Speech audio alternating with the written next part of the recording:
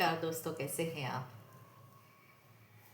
कभी कभी ऐसा होता है कि दूसरे लोग जो रहते हैं ना, हमारे आसपास के हमारे रिश्तेदार, हमारे फ्रेंड सर्कल में लोग जो रहते हैं, वो अपनी इमेज को उठाने के लिए, अपने आप को ऊंचा बताने के लिए हमको झूठा साबित करने लग जाते हैं, या हमारी इमेज को ख़राब करने के लिए हमको ही झूठा साबित करने लग जाते हैं। ऐसे हमारे आसपास हमको बहुत सारे लोग दिख जाएंगे। एक छोटी सी घटना है जो काफ़ी साल पहले मेरे साथ घटी, और वो मुझे अभी भी हम याद रहती है कि उस लेडी ने मुझे झूठा बताने के लिए, मेरी इमेज ख़राब करने के लिए किस तरीके की चालाकी करी। मुझे एक आउट ऑफ स्टेशन जाना था। घटना है कि मुझे कहीं शहर के बाहर जाना था, और मेरा उस समय रिजर्वेशन नहीं था ट्रेन का। और मैं अपने एक रिश्तेदार से फ़ोन पर बात कर रही थी कि हाँ, मुझे भी जाना है। और उन्होंने पूछा कि आपका रिजर्वेशन है क्या, तो मैंने बोला नहीं, मैं करवा लूँगी, मेरा रिजर्वेशन मैं करवा लूँगी। मैंने उनसे क्लियर शब्दों में ऐसा बोला। उसके बाद मैंने फ़ोन रख दिया उनसे, कुछ बात करने के बाद में।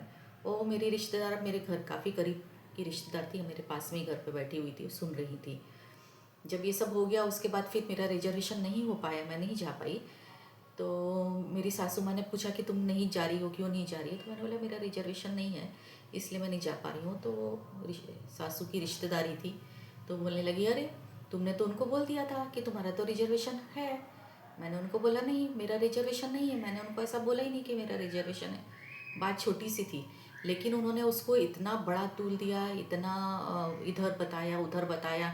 अरे उसको तो, मेरी शादी को जस्ट उस समय 2 या 3 महीना हुआ था, मैं नई नई बहू हुई थी।